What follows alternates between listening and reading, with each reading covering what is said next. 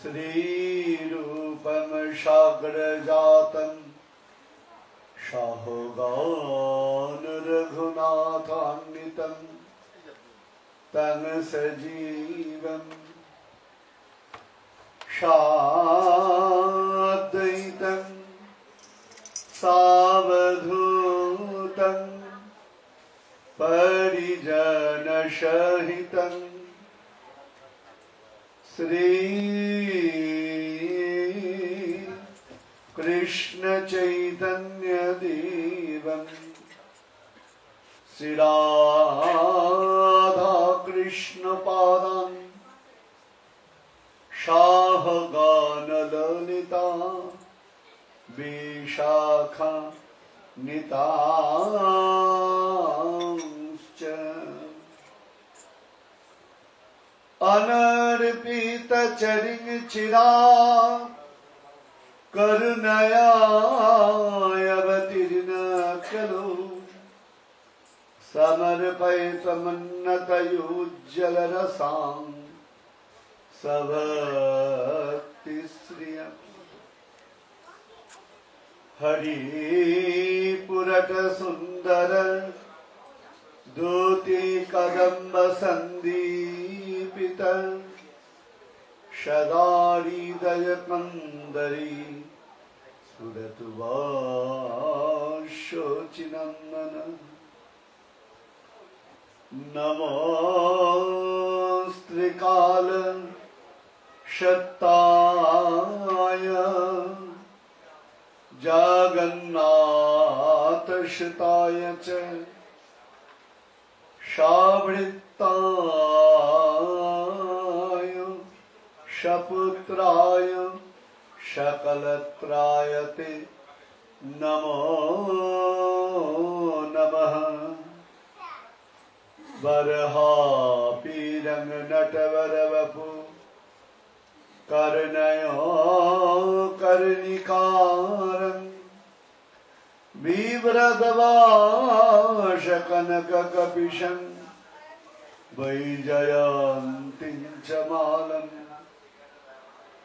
रन्ध्रानवीनरधरसुधया पूरयान गोपवृन्दैर्वृन्दारण्यं सपदरमणं प्राविशद्गीतकीर्ति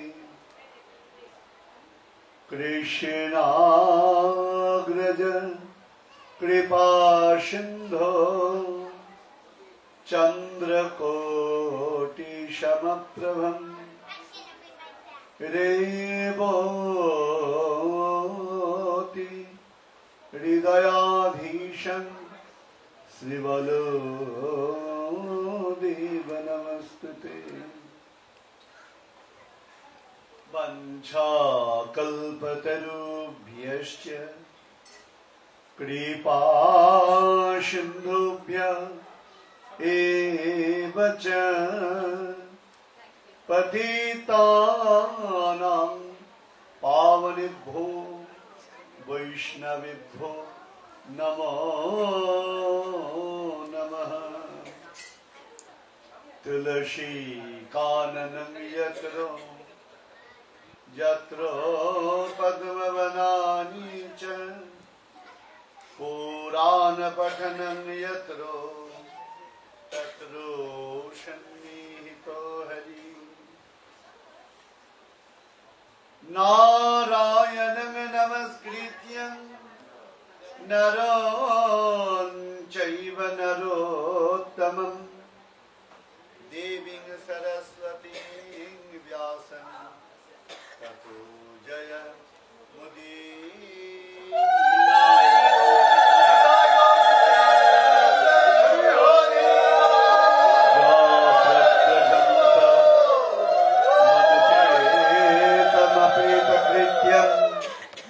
दैपायन विरह कातर आजुहाव पुत्रेति तन्मयतया सर्वोऽभिनेदु स्वं सर्वभूतहृदयं मुनिमानतस्मि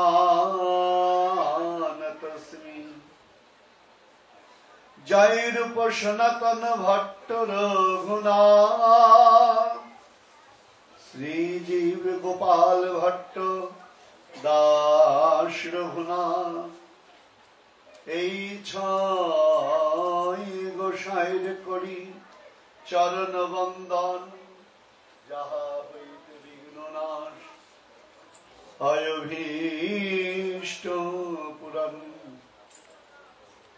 ভক্ত গোষ্ঠী সহিতে আমার প্রাণ গৌর গোবিন্দ জয় জয়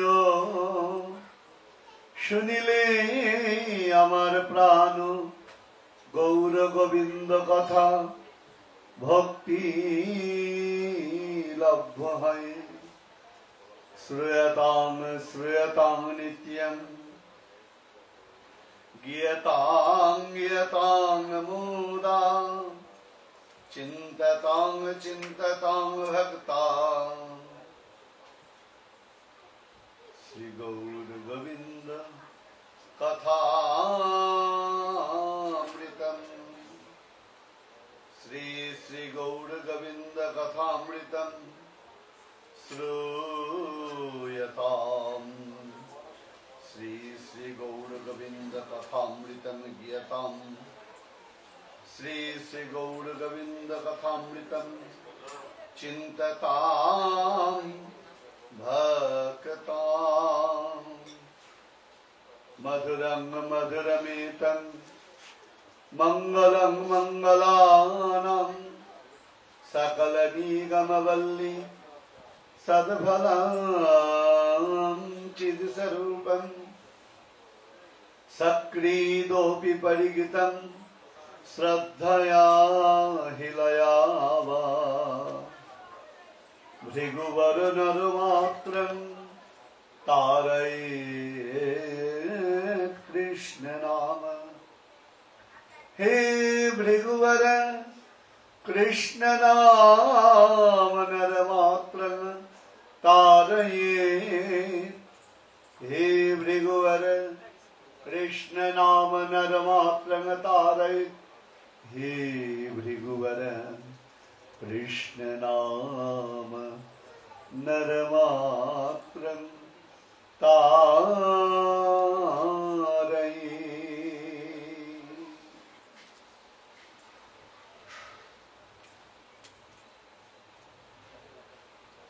परम आनंदमय मधुमय सन्ध्याय कृष्ण कथा आस्वादने लालसा सम्पूर्ण भक्तमंडली कृष्ण कथा आस्वादने आग्रही भक्तमंडली सकल के आमार तरफ थेके आज के सुस्वागतम। आजकेर दिनटा आमार এবছর मार्किन যুক্তরাষ্ট্র सफरेर একটি গুরুত্বপূর্ণ दिन, कारण एरपर आबार आमी कबे आपनादेर संगे साक्षात पाबो एक परमेश्वर छाड़ा क्यों जाने ना, कारण निजेर इच्छाय तो मानुष अनेक आकांक्षा करते पारे किन्तु तार कृपा ना होले से आकांक्षा पूरण हय ना। ताई एई यात्रार मतो अर्थात 2015 आपनादेर काछे आजकेई बिदाय नेওয়ার पाला। ता आजके एई चूड़ान्त दिनेते हरिकथा आस्वादन करते आमरा सकले एसेछि आमादेर सकलेर प्रिय श्री श्री बालकनाथ मंदिरे। एकदिके परम साधक और एकदिके जार साधना करेছেন देवादिदेव महादेव। गतकाल आमरा महादेवेर कथा बोले आरम्भ करेছিলাম, जेटुकुनी বলেছি আমার খুব প্রিয় একজন আরেকটু শুনতে চেয়েছেন। आज के महादेवेर कथा बोली आरम्भ करब, कारण गोविंदेर कथा तो वैष्णव कथा दिए आरम्भ करले बोधहय गोविंद बेशी आनंद पाबेन। আজকে যে আমরা হরিকথা শুনতে পাচ্ছি, ভগবত কথা শুনতে পাচ্ছি, কৃষ্ণ কথা আস্বাদন করতে পাচ্ছি, এই জন্য কিন্তু আমরা দেবাদিদেব মহাদেবের কাছে ঋণী। তাহলে কিরকম করে ঘটনাটা তাহলে বলা যাক। কৈলাসে বসে আছেন দেবাদিদেব মহাদেব, শিব শম্ভ। গতকাল আমরা মহাদেবের পরিচয় আপনাদের কাছে উল্লেখ করেছিলাম, আজ একবার রিপিট করছি। কেন? শুধু সংক্ষেপে বলে দিচ্ছি, কারণ তাহলে কি হবে, আমাদের অনুভূতিতে তো অনেক কিছু হারিয়ে যায়, সেটা ধরতে সুবিধা হবে। শাস্ত্র বলছেন, নাস্তি গঙ্গা সমতীর্থ ন চ কৃষ্ণ পরাস্মৃতি ন শঙ্করা বৈষ্ণবশ্চ।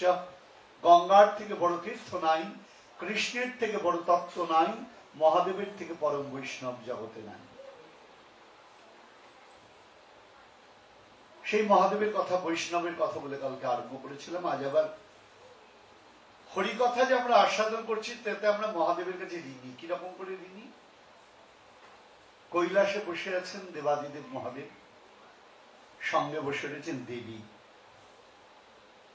দেবী বলছেন দেবাদিদেব মহাদেবকে, প্রভু আমি তো তোমার অর্ধাঙ্গিনী, আমি তো তোমার পত্নী, তা তুমি যে ভজন করো, যে ভগবত কথা আস্বাদন করো, সেই প্রভুর কথা আমাকে একটু বলবে না? আমাদের প্রভুর কথা আমাকে একটু শোনাবে না? কারণ তোমার মুখ থেকে শ্রবণ করলে তার একটা আলাদা অদ্ভুত মাধুর্য।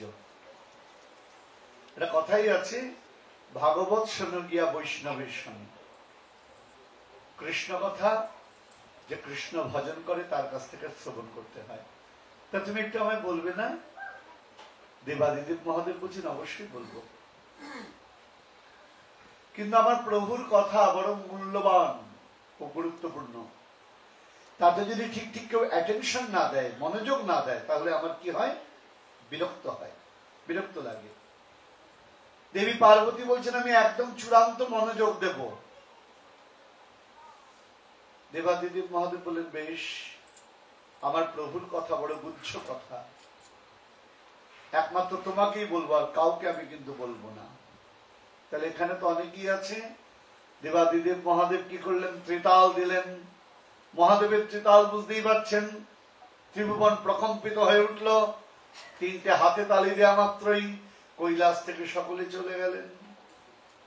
নন্দী ভৃঙ্গি যারা যে যে ছিলেন সবাই চলে গেলেন। বৃক্ষের তলায় বসে আছেন মহাদেব, দেবী পার্বতী। বৃক্ষের উপরে ছিল কপত কপতি, তারাও উড়ে চলে গেল। যাওয়ার সময় কি করলো? একটা অন্ড প্রসব করে চলে গেল। আমি অন্ডকে ইংরেজিতে কি বলে, বাংলায় কি বলে আমি কিন্তু বলবো না, কারণ এটা ভগবত কথা তো। এখানে এমন শব্দ ব্যবহার করা যাবে না যে শব্দ ভগবত মর্যাদার পরিপন্থী, তাই আমি অন্ড শব্দটি ব্যবহার করলাম। তা পাখি একটি অন্ড প্রসব করে কপত কপতি চলে গেল, আর কেউ নেই। দেবাদিদেব মহাদেব বলছেন, দেখো আমি কৃষ্ণ কথা বলবো, হরি কথা বলবো, আর তুমি মনোযোগ দেবে না, তা বললে তো হবে না।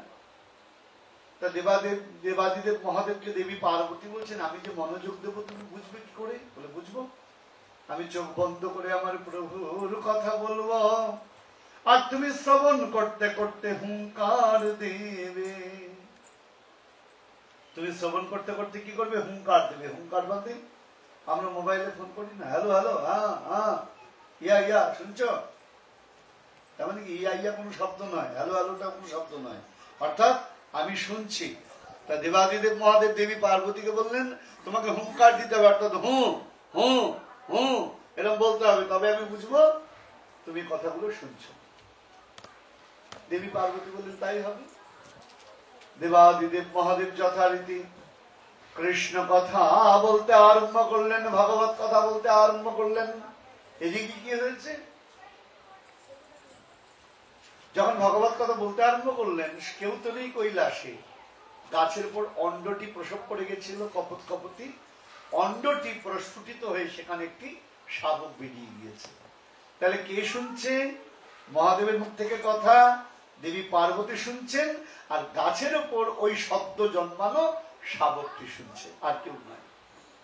শাবকের তো বড় আনন্দ, আহা কি ভাগ্য আমার, জন্মগ্রহণ করেই হরি কথা, জন্মগ্রহণ করেই আমি কৃষ্ণ কথা শুনতে পাচ্ছি।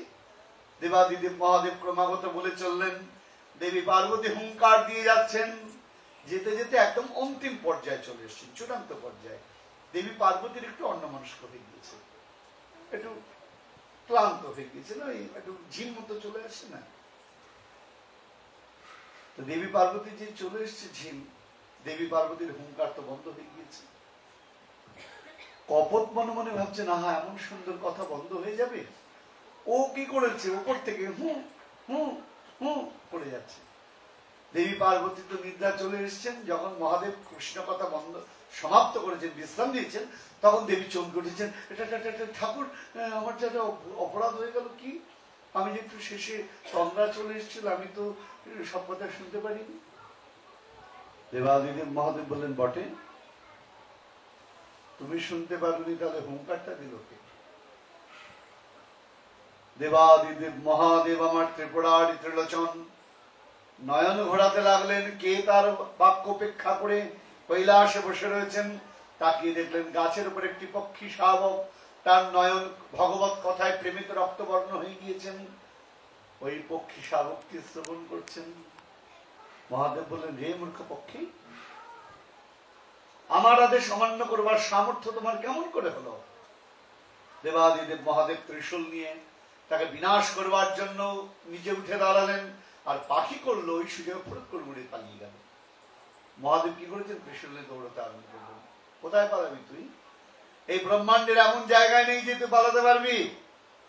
পাখি উঠতে উঠতে কি হয়েছে, বদরিকাশ্রম, যেখানে মহর্ষি বেদব্যাসের আশ্রম, সেই বেদব্যাসের আশ্রমে তার পত্নী বিথিকা দেবী রয়েছেন এবং বেদব্যাসজি রয়েছেন। তাই আশ্রমে প্রবেশ করে বিথিকা দেবী অর্থাৎ ব্যাসদেবের পত্নী, তিনি কি করেছিলেন, তখন সন্ধ্যাবেলা হয়ে গিয়েছিল, গাছের তলায় বসে জম্ভৃণ, শুদ্ধ বাংলায় বলে জম্ভৃণ, আমরা চলতি বাংলায় কি বলি, শুদ্ধ সংস্কৃতে বলে জম্ভৃণ, আর চলতি বাংলা আমরা বলি হাই, অর্থাৎ ঘুম চলে এলে আমাদের যেটা আলস্য থেকে হয়, হাই তোলা। এরকম করেছেন, পাখিটা মুখে ফুট করে ঢুকে গিয়েছে।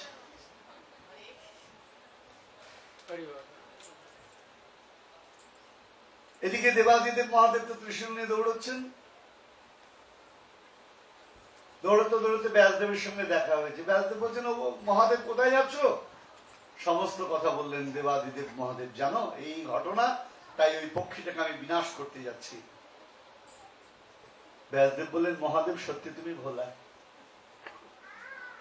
সবাই যে তোমায় ভোলা বলে, অন্যায় বলে না, সত্যি তুমি ভোলা। হ্যাঁ গো, তোমার মতো মহৎ জন, পরম বৈষ্ণব, মৃত্যুঞ্জয়, যার নাম মৃত্যুঞ্জয়ের মুখ থেকে মৃত্যুঞ্জয়ী কৃষ্ণ নাম যে শ্রবণ করেছে, তার কি আর মৃত্যু হতে পারে? তার কি কখনো মৃত্যু হতে পারে? আর ও তো তোমার শিষ্য হয়ে গেছে, ও তোমার মুখ থেকে কৃষ্ণ নাম শ্রবণ করেছে, তো তুমি কেমন করে ওকে বিনাশ করবে? মহাদেব বলছেন, ও এটা তো মাথায় আসেনি, সত্যি এটা তো ঠিক হয়নি, যাও তুমি তাহলে তোমার কৈলাসে ফেরত যাও। মহাদেব ওই ত্রিশূল নিয়ে মাথা ঠান্ডা হয়ে গেল, কৈলাসে ফেরত চলে এলেন। এই যে পক্ষী প্রবেশ করলেন, পরবর্তীতে আমার বিথিকা দেবীর গর্ভ থেকে কে প্রকাশিত হলেন? শুকদেব গোস্বামী চরণ। যে শুকদেবের কৃপার, শুকদেবের বদন কমল ছাড়া এই জগৎ ভাগবত কথা কোনোদিন আস্বাদন করতে পারত না। তাহলে বলুন, তাহলে আজকে যে আমরা কৃষ্ণ কথা শ্রবণ করছি, তার জন্য কার কাছে ঋণী হয়ে রয়েছি? আমরা পরম বৈষ্ণব দেবাদিদেব মহাদেবের কাছে ঋণী হয়ে রয়েছি। তাই তো আজ কৃষ্ণ কথা শ্রবণ করতে আজ আমরা সবাই সেই পরম বৈষ্ণব দেবাদিদেব মহাদেবের কাছে উপনীত হয়েছি। আমরাও শুনছি, তাকেও শোনাচ্ছি কৃষ্ণ কথা। কালকে আমরা আস্বাদন করছিলাম, কৃষ্ণ কথা শ্রবণ করছি। যদি কেউ প্রশ্ন করেন কৃষ্ণ কথা শ্রবণ করলে কি হয়, কি লাভ হয়, দেখুন এটা তো আমি বলতে পারবো না, কারণ আমি ভালো করে শ্রবণই করতে পারি না। তো যারা কৃষ্ণ কথা আস্বাদন করেন তাদের কথা বলি। বৃন্দাবনের ব্রজ গোপিকাগণ। আমাকে একজন আগেই বলে রেখেছেন, প্রভু রাধারানীর উপর আজকে কিছু কথা বলবেন। আমার খুব প্রিয় গুরু ভ্রাতা, আজকে আমরা বলবো অবশ্যই। শেষ দিন চেষ্টা করবো টুকটুক করে যেটুকুনি হয় আর কি। হ্যাঁ, পরিবেশ সংসার তো, পরিবেশ সংসার মানে এই অল্প আয়, মানে বাড়িতে খাওয়া দাওয়ার লোক প্রচুর, আমাদের সময় অল্প কিন্তু আকাঙ্ক্ষা প্রচুর। তাই কি আর করা যাবে, কিছু করার নেই। অল্প অল্প করে আমরা একটু একটু করে সবই আস্বাদন করার চেষ্টা করব। দেখি মহাপ্রভু পরমেশ্বর ভগবান আমার রাধা গোবিন্দ আমার কতটুকু আস্বাদন করেন। তা বৃন্দাবনে ব্রজগোপিকাগণ তারা বলছেন, ব্রজগোপিকাগণ কখন বলছেন? যখন রাস রজনীতে তারা গোবিন্দকে পেয়ে হারিয়ে ফেললেন। এটার নাম হলো গোপী গীত। তারা কি বলছেন, কৃষ্ণ কথাটা কেমন তার একটা নিদর্শন তারা আমাদের সামনে তুলে ধরছেন। বলে কৃষ্ণ পেয়ে কৃষ্ণ হারানো মানে, হ্যাঁ শুধু ভক্তমন্ডলী, দরিদ্রের একরকম কষ্ট। যদিও মার্কিন যুক্তরাষ্ট্র দরিদ্র শব্দটা খুব একটা বোঝা যাবে না, কারণ এখানে লিভিং স্ট্যান্ডার্ড মোটামুটি খুব একদম যে দরিদ্র যার কিছু নেই তারও লিভিং স্ট্যান্ডার্ড যা, সেটা আমাদের ওদেশের অনেক মধ্যবিত্ত ধনী সম্প্রদায়ও এইভাবে লিভিং স্ট্যান্ডার্ড নেই তাদের। ভালো আনন্দ লাগে দেখে। তা আমরা দরিদ্র বলতে যেটা বুঝি সেটা এদেশের মানুষ বুঝতে পারবে না। হ্যাঁ, আপনারা বুঝতে পারবেন, কারণ আমাদের অরিজিনটা হ্যাঁ অনেকটা প্রাচ্যের সঙ্গে সংযুক্ত। তা বলছেন এখানেও বোঝা যাবে যে দরিদ্র ব্যক্তি ধনী হলো একরকম ব্যাপার। ধনী, খেয়াল করে দেখুন, দরিদ্র ব্যক্তি ধনী হলো একরকম ব্যাপার, কিন্তু ধনী যদি কখনো দরিদ্র হয়ে যায় তার কষ্টটা দরিদ্রের থেকেও অনেক বেশি। দরিদ্র যে তার একরকম কষ্ট, আমার নাই, কম আছে, আমি কম মার্কেটিং করবো, সবাই 50 ইঞ্চি টিভি দেখে, আমি 20 ইঞ্চি টিভি দেখবো, ছবি তো আর এমন না আলাদা আসবে কিছু। হ্যাঁ, তাহলে দেখা যাচ্ছে যে দরিদ্র তার একরকম যন্ত্রণা, কিন্তু ধনী যদি দরিদ্র হয়ে যায় তার যন্ত্রণাটা আরো মারাত্মক। তা যে কৃষ্ণ পায় নাই তার একরকম যন্ত্রণা, কিন্তু গোবিন্দ পেয়ে যদি কেউ গোবিন্দ হারিয়ে ফেলে তার যন্ত্রণাটা আরো মারাত্মক। বৃন্দাবনের ব্রজরামাগণ গোবিন্দ পেয়ে গোবিন্দ হারিয়ে ফেললেন। কেন? কে গোবিন্দ হারিয়ে ফেলে? তাদের মনের ভেতর একটা অহংকার হয়েছিল। যখন তারা গোবিন্দকে পেলেন তাদের মনে হলো এই নিখিল জগতে আমাদের মতো সৌভাগ্যবতী রমণী আর কেউ নাই, আমাদের মতো সৌভাগ্যশালিনী আর কেউ নাই। যেই মাত্র তাদের এই ভাবনা এসেছে যে জগতে আমাদের মতো সৌভাগ্যশালিনী আর কেউ নেই, সঙ্গে সঙ্গে গোবিন্দ হয়েছেন কি রাস মঞ্চ থেকে অন্তর্ধান করেছেন। তার মানে ভগবান কি মেসেজ দিলেন আমাদের জন্য? আমি সবচেয়ে অপছন্দ করি প্রাউডিনেস, অহংকার, দম্ভ।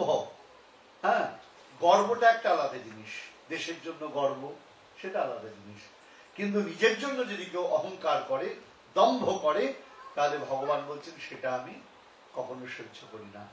তাই তো মহাজন বলছেন যদি কেউ ভগবানকে ভজন করতে চাও তাহলে 3টে জিনিস আগে ভেতর থেকে তাড়াও। যদি কেউ ভজন করতে না চান কোনো প্রয়োজন নেই, যেমন আছেন তেমন, কিন্তু যদি কেউ তাকে ভালোবাসতে চায়, যদি কেউ পেতে চায়, 3টে জিনিস আগে ভেতর থেকে তাড়াতে হবে। কি কি? অভিমানং সুরাপানং গৌরবাং শুদ্ধরৌরবাং প্রতিষ্ঠা সুকরিবিষ্ঠা ত্রিণী ত্যক্তা হরিং ভজে।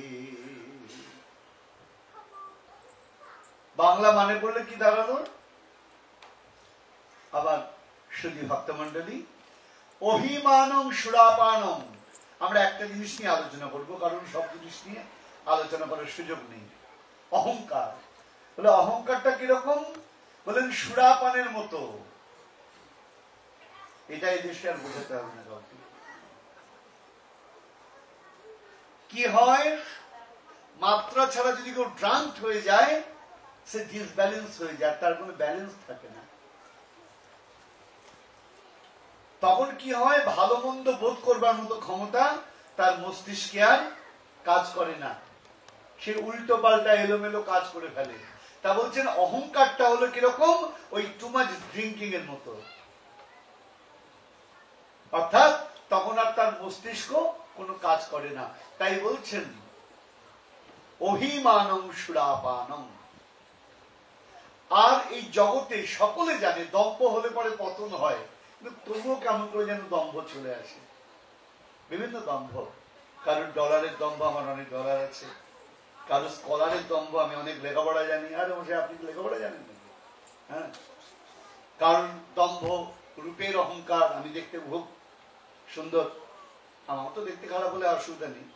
হ্যাঁ, যা দেখতে সুন্দর সে তার অহংকার, আমি দেখতে ভারী সুন্দর, সবাই আমার দিকে তাকিয়ে থাকে। তাহলে এক একজনের এক একটা অহংকার থাকে। দুর্ভাগ্যের বিষয়, আমাদের কোনো অহংকারটাই কাজ হয় না। জয় দিতে জয়। এবং এই অহংকারটা কি করে আমাদের পতনের কারণ হলো, এই অহংকারটা কি করে আমাদের ভিতরে কখন যে প্রবেশ করে আমরা নিজেরাই বুঝতে পারি না। এবং এই অহমিকা কি করে ভগবত চরণ থেকে আমাদের দূরে সরিয়ে দেয়। শুধু ভগবত চরণ থেকে নয়, মানুষের থেকে মানুষের বিচ্ছিন্নতার কারণে কিন্তু এই অহংবোধ। যার অহংকার হয় সে কিন্তু বুঝতে পারে না। যেমন আপনাদের দেশের রোগ ব্যাধি সম্পর্কে তো আমাদের আইডিয়া নেই, কারণ আপনাদের দেশে দুটো ঋতু, সামার আর উইন্টার, ঝামেলা শেষ। হ্যাঁ, বৃষ্টি একটু হলো কি হলো না, ঝামেলা নেই। একটা সামার একটা উইন্টার। আমাদের কি হলো, যাহা তো বৈশাখ শেষ, জ্যৈষ্ঠ শেষ, গরমে একদম পুড়ে যাচ্ছিলাম, আষাঢ় মাসের 1 তারিখ থেকেই ওপর থেকে বৃষ্টি আরম্ভ হলো। এমন বৃষ্টি, তাকিয়ে দেখুন, খবর টবর দেখেন আপনারা, বন্যায় হয়ে যাচ্ছে, ফ্লাড হয়ে যাচ্ছে। এখানে এরকম বৃষ্টি হয় না, হলে এখানেও বন্যা হয়ে যেত। হ্যাঁ, টানা 7 দিন, টানা 5 দিন এরকম বৃষ্টি এখানে হয় না। ঠিক আছে, আবার বৃষ্টি শেষ হয়ে গেল, তাহলে সিজন যখন চেঞ্জ হয় আমাদের ওদিকে রোগ ব্যাধিও হয়। তা যখন হাঁচি কাশি সর্দি হয়, বুঝতে পারি না আমরা কেমন করে ঠান্ডাটা লেগে যাচ্ছে। বৃষ্টিতে ভিজে এলাম, ভালো চুল টুল মুছলাম, পরের দিন সকালবেলায় আরম্ভ হয়ে গেল। আরে কি হলো, কেমন করে লাগলো, বোঝা গেল না। ঠিক তেমনি অহংকারটা কখন যে ভেতরে ঢুকে যায় কেউ বুঝতে পারে না। জগৎগুরু শঙ্করাচার্য বলছেন, মানুষ অহংকার করো না। কি নিয়ে অহংকার হয় আমাদের? 3টে জিনিস নিয়ে অহংকার হয়। কি কি মা? মা গুরু ধন জন যৌবন গর্বম হরতি নিমেষ কাল সর্বং। কি কি জিনিস নিয়ে অহংকার হয় বলছেন? মা কুরু, প্রথম অহংকার হয়, আগে বললাম অর্থবিত্ত, ডলার থাকলে পরে, প্রচুর ডলারের মালিক। আমার বাড়ি, আমি এক জায়গায় গেছিলাম, জায়গার নাম বলবো না, কারণ এগুলো ইউটিউবে দেয়া হচ্ছে, তারা যদি শুনতে পারে বলবে, দেখেছো প্রভু আমাদের কথা গিয়ে নিউ ইয়র্কে বলে এলে। হ্যাঁ, একজন পরিচয় করে দিয়েছেন, প্রভু আমার এই বাড়িটা কয়েক মিলিয়ন ডলারের বাড়ি, মানে আমি খুব দামি লোক আর কি। আমার তা বটে বাবা, হবে। সুন্দর পাহাড়ের উপর, দারুণ বাড়ি, দেখতে দুর্দান্ত লাগছে, চারিদিকে ঝর্ণা পড়া, এলাহি ব্যাপার। তা আমি হলাম ভিখারি মানুষ, ধরুন আমার তো ওসব থেকে অভ্যাস নেই। যাই হোক, কোনো ব্যাপার নেই। অর্থাৎ কি দম্ভ হচ্ছে তাহলে? ডলারের দম্ভ। মা পুরু ধন জন, বিত্ত বৈভবের দম্ভ। কিন্তু কতক্ষণ? শুধু ভক্ত মন্ডলী, আমাদেরও তো দম্ভ ছিল। আমাদের টুইন টাওয়ারের, ওয়ার্ল্ড ট্রেড সেন্টার, পৃথিবীর মধ্যে একটা বিরাট দিক, এক লহমায়, জাস্ট এ ফিউ মিনিটস সব দম্ভগুলো একদম চুরচুর হয়ে গেল। তাই কার জীবনে কখন কিভাবে কি আসছে কেউ আগে থেকে বলতে পারে না। তাই কেউ দয়া করে মহাজন বলছেন, তুমি দম্ভ করো না। মা কুরু ধন। আর কি নিয়ে দম্ভ করি আমরা? জন, আত্মীয় পরিজন, লোকজন। এটাও দম্ভ করার কিছু নেই। কারণ কাকে নিয়ে দম্ভ করছেন? আপনার যদি সেম স্ট্যাটাসের লোক না হয়, আপনার আত্মীয় হলেই পরিচয় দিতে চাইবে না। আপনারা দেখবেন যারা ডক্টর, তারা ডক্টর লেভেলে মেলামেশা করেন, চট করে অন্য লেভেলে মেলামেশা করতে চান না। যারা লয়ার, তারা ওই লেভেলে মানে মেলামেশা করেন। যারা বড় বড় ইঞ্জিনিয়ার, হ্যাঁ, তারা ওই অর্থাৎ প্রত্যেকে লেভেল মেনটেন করে, আমার স্ট্যাটাস, আমার মতো গাড়ি আছে কিনা, ওর মার্সিডিজ আছে কিনা, আমার বিএমডাব্লিউ, ওর বিএমডাব্লিউ আছে কিনা। ওরে বাপ রে বাপ, স্ট্যাটাস নির্ভর করে। যেন বিএমডাব্লিউটা ঘাড়ে করে নিয়ে যাবো আমি যাওয়ার সময়, জয় নিতে জয় গুরু, জয় গুরু, হ্যাঁ, তখন বিএমডাব্লিউ সব অ্যালফাবেট হয়ে থাকবে, আর কিছু থাকবে না। যাই হোক, তাহলে মা, এটাই দেশের অহংকারটা মারাত্মক। যখন আমাদের শরীর ফিট থাকে, অর্থাৎ যেই 18 ইয়ার্স ক্রস করলাম, মনে করলাম আমি যেন হাতে একদম চাঁদ পেয়ে গিয়েছি, যেমন ইচ্ছা লাইফস্টাইল ডিল করতে আরম্ভ করলাম। কতদিন এই যৌবনটা, যে যৌবনের অহংকার করছি, যৌবনটা কতদিন, বেশি দিনের নয়। এই যৌবনের কথা বলতে গিয়ে একটা কথা মনে পড়ে গেল। কি কথা? আজকে আপনাদের নতুন নতুন কিছু কথা শুনিয়ে যাই, আমার জীবনের অনুভূতির কথা। মহাভারতের কথা আপনারা সকলেই জানেন। মহাভারতে মধ্যম পাণ্ডব হলেন ভীম, সবাই জানি নামটা। ভীমের একজন পুত্র ছিলেন, তার নাম হলো ঘটোৎকচ, এটাও আমরা জানি। ভীম এবং হিড়িম্বার পুত্র। এই ঘটোৎকচের আবার একটা পুত্র ছিল, তার নাম হলো বর্বরিক। এটা হয়তো আমরা অনেকে নাও জানতে পারি।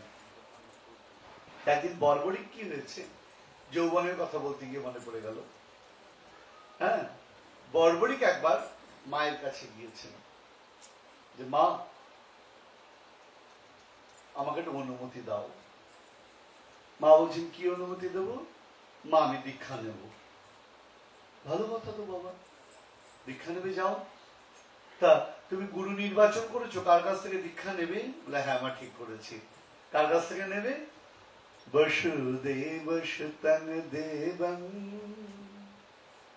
কংসচারুণ মর্দনম দেবকী পরমানন্দম কৃষ্ণং বন্দে জগদ্গুরু। আমি ভাবছি মা একদম গোবিন্দের কাছ থেকে গিয়ে দীক্ষা নিয়ে নেবো। মা বলছে খুব আনন্দের কথা, যাও যাও যাও। সন্তানকে এগিয়ে দিয়েছেন।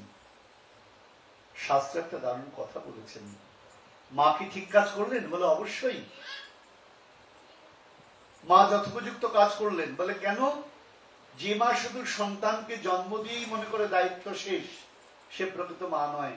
শাস্ত্র বলছেন গুরুর না সৎ, স্বজন না সৎ, পিতা না সজ্জননী না সৎ। সেই পিতা পিতা নয়, সেই মা মা নয়। বলে কোন পিতা পিতা নয়, কোন মা মা নয়?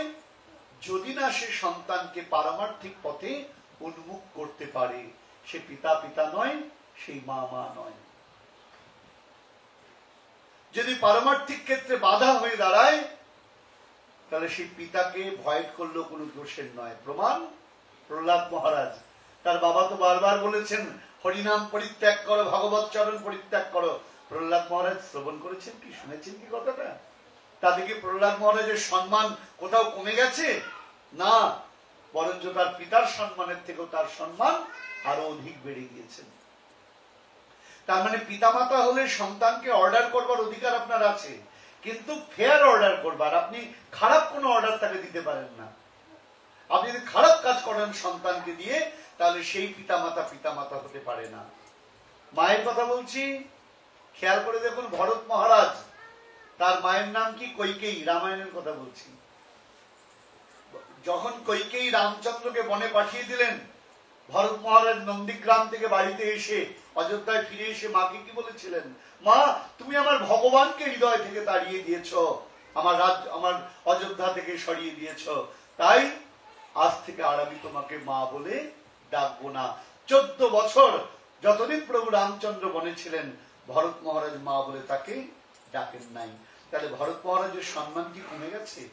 শাস্ত্র বলছেন তাই পিতা না সজ্জননী না সৎ। আরেকটা প্রশ্ন এখানে, আজকে শেষ দিন, আমাকে অনেকেই প্রশ্ন করছেন বিভিন্ন দিক থেকে, জায়গা থেকে।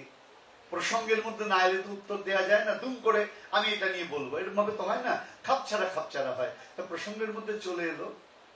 আচ্ছা, এই যে মা দীক্ষা নিতে পাঠালেন বর্বরিককে, আমরা তো অনেকেই দীক্ষিত। সত্যি কথা বলুন তো ভক্তমণ্ডলী, আমরা কতটুকু জানি হোয়াট দ্য ডেফিনেশন অফ দীক্ষা? খুব দুর্ভাগ্যের ব্যাপার।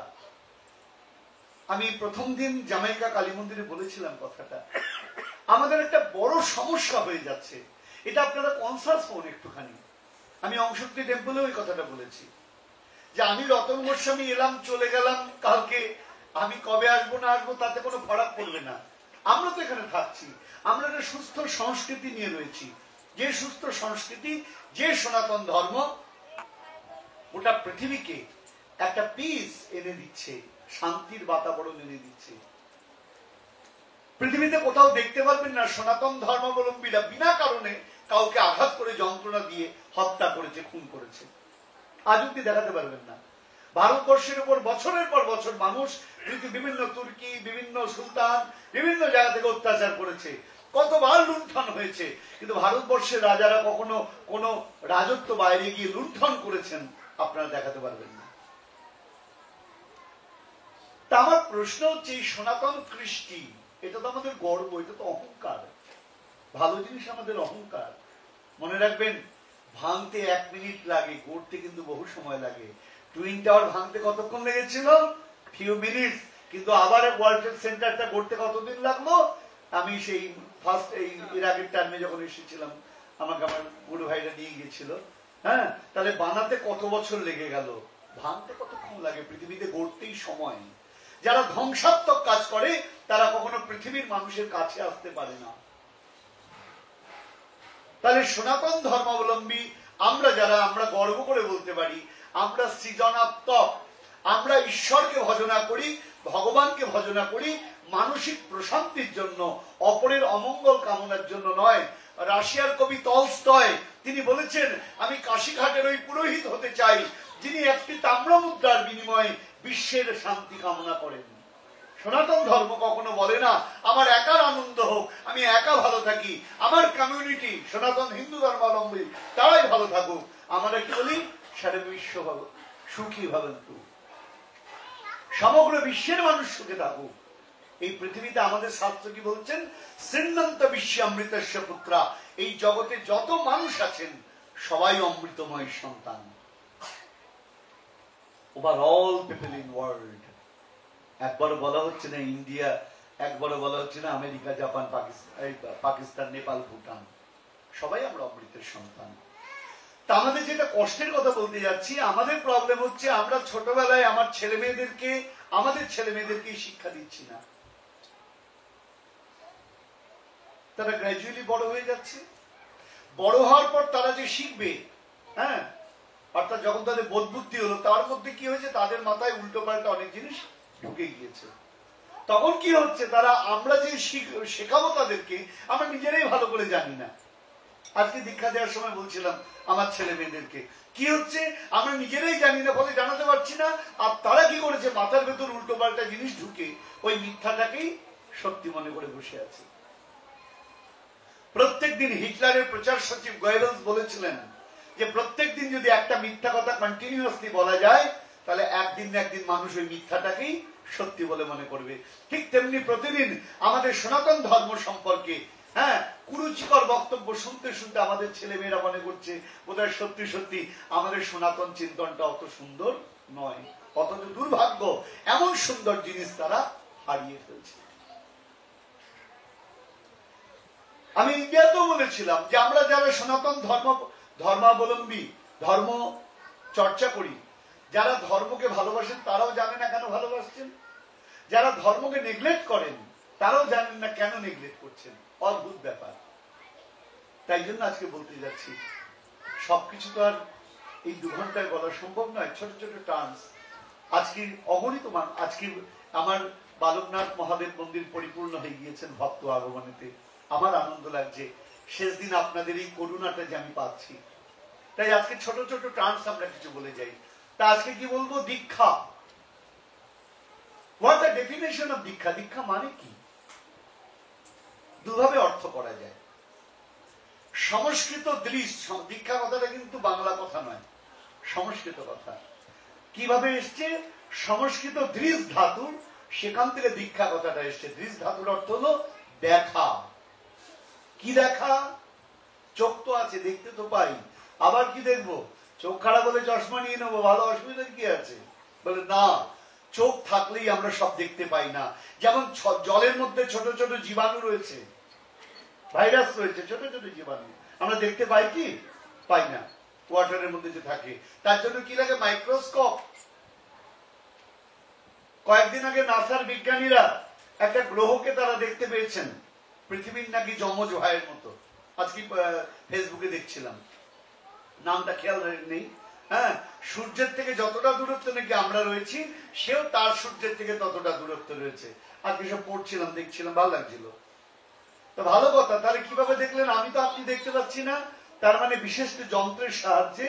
হ্যাঁ, সেই যন্ত্রটা কি? আমরা যেমন অনুবীক্ষণ যন্ত্র বা মাইক্রোস্কোপের মাধ্যমে কাছের জিনিস দেখতে পাই, দূরের জিনিস দেখি শক্তিশালী টেলিস্কোপের মাধ্যমে। তারা উপগ্রহের মধ্যে টেলিস্কোপ লাগিয়েছেন, এখান থেকে দেখা যাচ্ছে না। উপগ্রহের মাধ্যমে যে টেলিস্কোপ, সেই টেলিস্কোপ, শক্তিশালী টেলিস্কোপ দিয়ে তারা ওগুলোকে ফলো আপ করছেন। তাহলে দেখা যাচ্ছে চোখের একটা লিমিটেশন আছে, সব দেখা যায় না। ঠিক তেমনি অনন্ত কোটি ব্রহ্মাণ্ড চরাচর জুড়ে পরমেশ্বর বিরাজ করছেন, ভগবান আছেন, আমরা তাকে দেখতে পাই না। কে দেখতে পায়? প্রজাপতি ব্রহ্মা বলেছেন, কারা দেখতে পায় জানো? প্রেমাঞ্জনচ্ছরিত ভক্তি বিলোচনেন শান্ত সদৈব বিলোকয়ন্তি হৃদয়েষু তম শ্যাম সুন্দরা মচিন্তমনন্ত রূপম গোবিন্দম আদি পুরুষম তমহং ভজামি। ব্রহ্মসংহিতায় বলছেন, যাদের প্রেমের কাজল দিয়ে চোখটা আঁকা, ভক্তির কাজল দিয়ে চোখটা আঁকা, ওই প্রেমের কাজল দিয়ে একমাত্র তাকে চোখ দিয়ে তাকে দেখা যায়, অন্যভাবে দেখা যায় না। সেই গুরুদেব সেই প্রসেসটা আমাদের শেখান, ওই পদ্ধতিটা শেখান, যার মাধ্যমে আমরা, যে অনুশীলনের মাধ্যমে আমরা ওই ভগবত অনুভূতি হৃদয়ের মধ্যে লাভ করব, তাকেই বলা হচ্ছে দীক্ষা। আর একটা কি বলা যায়? শাস্ত্র কি বলছেন? দিয়তে বিমলং জ্ঞানং ক্ষিয়তে কর্মবাসনা, দ্যাটস কল্ড দীক্ষা। দিয়তে বিমলং জ্ঞানং। বিমলং জ্ঞানং বলতে নলেজ, জ্ঞান তো সবারই আছে। যারা পৃথিবীতে নরহত্যার মতো কাজ করে, তারা কি নলেজ নেই? যারা কদিন আগে ফ্রান্সে, তারা কদিন আগে কানাডার আপনার যে অটোয়াতে, রাজধানীতে যারা পার্লামেন্ট অ্যাটাক করেছিল, তারা কি লেখাপড়া জানে না নাকি? লেখাপড়া জানে। আর যাই হোক, অন্তত আমার থেকে ভালো জানে বলে মনে হয়। কিন্তু কি হলো, ওই লেখাপড়া জানলে কি হবে? ওই বিদ্যাটার কোনো মূল্য নেই, কারণ বিদ্যাটা তারা ধ্বংসাত্মক কাজে লাগাচ্ছেন। তাহলে বিদ্যা শুধুমাত্র এডুকেটেড হলেই হবে না, লেখাপড়া জানলেই হবে না। বিমলং জ্ঞানং, নির্মল জ্ঞান, জ্ঞান থাকলেই হবে না। বন্দুক চালাতে জানাটাও জ্ঞান, মানুষ মারতে যে জানে সেও তারও জ্ঞান আছে, কোন জায়গায় মারলে পরে মানুষটা তাড়াতাড়ি মরে যাবে, এটা কোনো জ্ঞান নয়। বলছেন বিমল জ্ঞান। জ্ঞান কাকে বলবো? যার দ্বারা জ্ঞানটা আলো। অন্ধকার জগতে রয়েছি আমরা, খারাপ জগতে রয়েছি, তমসাচ্ছন্ন জগতে রয়েছি, সেখান থেকে যখন আমি আনন্দের জগতে যাব, সেই যে পথ, সেই যে উপলব্ধি, তার নাম হলো নলেজ, তার নাম হলো জ্ঞান। সেই জ্ঞানটা কিরকম? বিমলং জ্ঞান। ভগবান বলছেন তিনটে গুণ আমাদের, সত্য, রজ, তম। তমগুণ কি? তমগুণ হলো পশুর গুণ, অর্থাৎ যখন মানুষ নিজেকে ছাড়া যারা অন্য কাউকে নিয়ে চিন্তা করে না, আমি খাবো, আমি ঘুমাবো, আমি পড়বো, আমার দেহের তৃপ্তি হবে, এইটুকুনি শুধু ভাবনা, তাকে বলা হয় তমগুণাচ্ছন্ন। এটা কারা করে? পশু, জঙ্গলের পশু। তারা নিজেদের ছাড়া কাউকে ভাবতে নিয়ে রাজি নয়। তাদের ছেলে মরে গেলেও তারা কাঁদে না, তাদের কি ওই একদিন হয়তো কাঁদে, ব্যাস, দুদিনের দিন শেষ। কি হচ্ছে? লাইটটা ডিস্টার্ব হচ্ছে।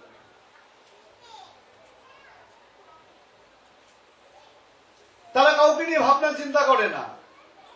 বাঘের সন্তান মারা গেলে বাঘ 15 দিন 1 মাস ধরে বুক চাপড়ে কেঁদেছেন, দেখাতে পারবেন না। অর্থাৎ অ্যানিমেলের বৈশিষ্ট্য হচ্ছে সে শুধুমাত্র নিজেকে নিয়ে ভাবে, আর কাউকে নিয়ে ভাবে নয়। যে মানুষ শুধুমাত্র নিজেকে নিয়ে ভাবে, সেও তমগুণাচ্ছন্ন। কবিগুরু রবীন্দ্রনাথ ঠাকুর তাই বলেছেন, স্বার্থমগ্ন যে জন বিমুখ, বৃহৎ পৃথিবী থেকে সে সেখানে বাঁচিতে। এটা হলো তমগুণাচ্ছন্ন। এরপর বলা হচ্ছে সত্যগুণাচ্ছন্ন। সত্যগুণটা কাকে বলে? সত্যগুণ এই বিমলং জ্ঞানং, যার কথা বলা হচ্ছে। যেখানে মানুষ নিজের কথা শুধু ভাববে না, জগতের সকলের কথা ভাববে, নিজের মঙ্গলের কথা চিন্তা করবে না, সকলের মঙ্গলের কথা চিন্তা করবে, মানুষ দূরদৃষ্টি সম্পন্ন হবে। এই উপলব্ধি নিয়ে মানুষ যখন সমাজের কাজে এগিয়ে আসবে, জগতের কাজে এগিয়ে আসবে, তখন সেটা হলো সাত্ত্বিক জ্ঞান। অর্থাৎ যা একা নয়, সকলকে নিয়ে বাঁচতে শেখায়। তাই এখানে কি বলা হচ্ছে, দিয়তে বিমলং জ্ঞানম, অর্থাৎ শ্রী গুরুদেব এমন জ্ঞান দেবেন, এমন উপলব্ধি দেবেন, সেই উপলব্ধিটা কিরকম? গোস্বামী তুলসীদাস একটা দারুণ কথা বলছেন, সেই জ্ঞানটা কিরকম বলছেন, সদ্গুরু পাওয়ে ভেদ बताओ, जब ज्ञान करे उपदेश, तब कोयला को छूटे मयला, जब आग में करूं परवेश। বলছেন সদ্গুরু পেলে কি হয়, তিনি পার্থক্যটা বলে দেন। কি পার্থক্য? দেহ এবং আত্মা। মানুষ, তুমি যে তোমার দেহ দেহ নিয়ে এমন চিৎকার করছো, এমন চিন্তা করছো, একবার ভেবে দেখেছো তোমার ভেতরে একটা সূক্ষ্ম চৈতন্য আছে, তার নাম হচ্ছে সোল। ইংরেজিতে আমরা কি বলি? সোল। ওই সোল যদি বডি থেকে ডিট্যাচ হয়ে যায়, তোমার এই এত সুন্দর দেহটার আর কোনো ভ্যালু থাকবে না। এই বোধটা তুমি ভেতরে জাগাও। এই বোধ থাকলে কি হবে, তখন মানুষ দেহ নির্ভর না হয়ে আত্মা নির্ভর হবে।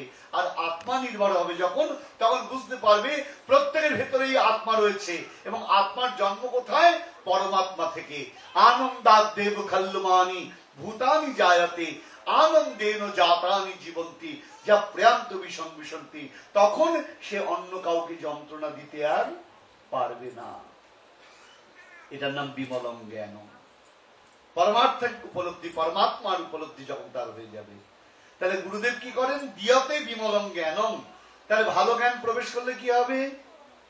বাবা যেমন ছেলেকে বলছেন, বাবা রে তুই যে লেখাপড়া করিস না, দেখ আমি সকাল থেকে কাজে যাই, তোর মা সকালবেলায় কাজে যায়, আমরা সারাদিন পরিশ্রম করে কিছু ডলার উপায় করি, তুই যদি জীবনে না দাঁড়াস আমাদের পরিশ্রমের কি দাম হবে বল। এই বাবা যখন ছেলেকে বোঝাচ্ছেন, একটু একটু করে ছেলে বুঝছে, না তাই তো, আমার তো করা উচিত নয়, ভিডিও গেম নিয়ে সারাদিন বসে থাকা উচিত নয়, আমার লেসনে মন দেওয়া উচিত, আমার স্কুলে মন দেওয়া উচিত।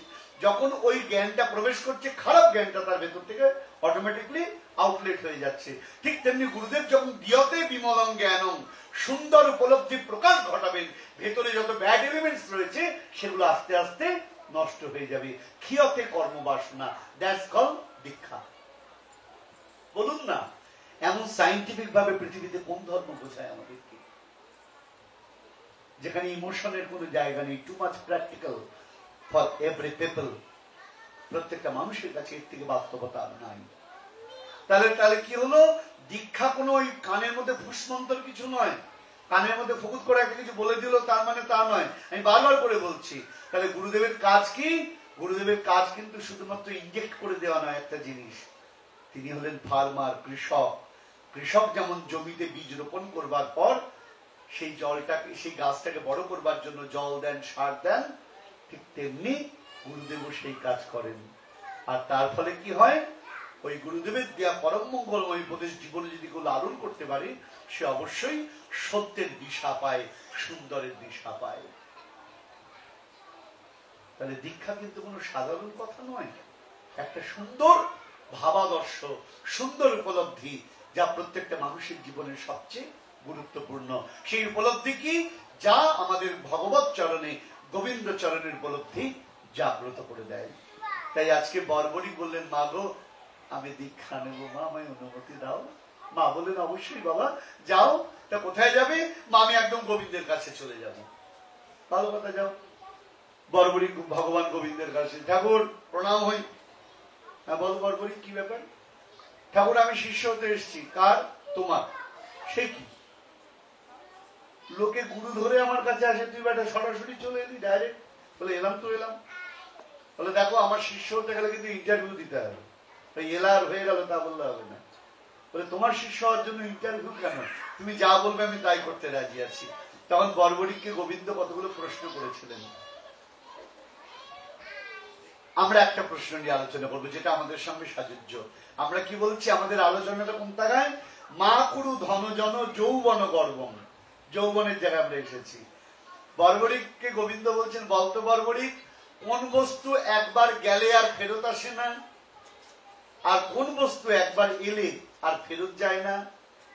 বর্বরিক বলছে, প্রভু যৌবন যদি একবার চলে যায় তাহলে আর ফেরত আসবে না কোনোদিন। ওই 1000 চুনকালি মাগো বিউটি পার্লারে শুয়ে থাকো, কোনো লাভ নাই। হ্যাঁ, আর বার্ধক্য যদি একবার আসে ও আর ফেরত যাবে না। বলে যাবো, একদম তোমায় নিয়ে যাব। হ্যাঁ, তাহলে কাকে নিয়ে অহংকার? এই যৌবন মাত্র কটা দিন আমাদের সঙ্গে থাকবে, তার জন্য এত দম্ভ। তাই জগৎগুরু শঙ্করাচার্য বলছেন, মা কুরু ধনজন যৌবন গর্বং হরতি নিমেষ কাল সর্বং। একটা লহময় কিছু হয়ে যেতে পারে। যখন আমেরিকার রাস্তায় প্রবল বেগে চলা বাইক গুলোকে দেখি, হ্যাঁ, তখন মনে মনে ভাবি বাইক উদ্দাম গতিতে যৌবন চলছে। বাইক তো নয়, যৌবনের অহংকার উদ্দাম গতিতে চলছে। কোন ক্রমে যদি কারোর সঙ্গে একটা টাচ লেগে যায়, সব যৌবন জয় রাধে গোবিন্দ হয়ে যাবে। হ্যাঁ, ওই বাইক এতগুলো পাল্টি খাবে যে বসে আছে তাকে আর খুঁজে চেনা পাওয়া যাবে না। হ্যাঁ, জয় নিতাই জয় গুরু। তাহলে কি নিয়ে অহংকার? তাই বলছেন, মা কুরু ধনজন যৌবন গর্বং হরতি নিমেষ কাল সর্বং। তাই অহংকার সম্পর্কে আমাদের কনসাস থাকতে হবে, কারণ ওই অহংকার থাকলে পরে পরমেশ্বর ভগবান কখনো করুণা করেন না। তাই আজকে আমরা কি দেখলাম, সংক্ষেপে আসি যে জায়গায় আমরা দাঁড়িয়ে আছি। হ্যাঁ, অহংকারের কথা আবার পরে আসবে, বা চিন্তা নেই, পরে ফিরে আবার আসবে। তা বৃন্দাবনের ব্রজরামাগণের অহংকার হয়েছে যে জগতে আমাদের মতো সৌভাগ্যবতী আর কেউ নাই। গোবিন্দ জগৎকে দেখাচ্ছেন, দেখো জগৎ, আমার জাস্টিসটা কত পারফেক্ট, আমার জাস্টিসটা কত পারফেক্ট। বৃন্দাবনের ব্রজগোপিকাগণের মতো আমার প্রতি প্রেম জগতে কারণ নাই, কিন্তু আমি পানিশমেন্ট দিতে কিন্তু কাউকে ছেড়ে দিই না। গোবিন্দ কি হলেন? অন্তর্ধান হয়ে গেলেন। যেই মাত্র গোবিন্দ অন্তর্ধান হয়ে গেলেন, অদৃশ্য হয়ে গেলেন, সঙ্গে সঙ্গে কি হলো? সুধী ভক্ত মন্ডলী, লঙ্কা চিবালে ঝাল, লঙ্কা না থাকলে তার ঝাল নেই। যেই মাত্র গোবিন্দ চলে গেলেন, বৃন্দাবনের ব্রজগোপিকাগণের অহংকারটাও চলে গেল। তখন তারা ক্রন্দন করতে আরম্ভ করলেন, হে জগদীশ্বর, হে জগন্নাথ, হে প্রাণনাথ, আমাদের দেখা দাও। তোমার দর্শন বিনে আমরা রইতে নারী। নয়নের ধারায় আখি বরষয়, শূন্য ভেল ধরা তল। কৃষ্ণ বিরহে প্রাণ নাহি রহে, কেমনে বাঁচিব বল। কারণ গোবিন্দ হারিয়ে গেছেন, কি করে খুঁজবেন তাকে? কৃষ্ণ কোথায়? কোথায় খুঁজবেন? বলছেন, কৃষ্ণ আছেন কৃষ্ণ কথায়, আর কোথাও গোবিন্দকে খোঁজা যাবে না। তাই ব্রজগোপিকাগণ কি করলেন? গোবিন্দের কথা গিয়ে আশ্রয় করলেন। বলছেন, প্রভু, যেটা বলতে যাচ্ছিলাম, গোবিন্দ বলছেন, হে ব্রজরামাগণ, আমার কথাটা তো মহিমা কেন বলতো? ব্রজগোপিকাগণ বলছেন, শুনবে তাহলে। তব কথামৃতাম তপ্ত জীবন কবিবিড়িতাম কলমশাপহম শ্রবণ মঙ্গলম শ্রীমদাততং ভুবি গৃণন্তি তে ভুরিদা জনা।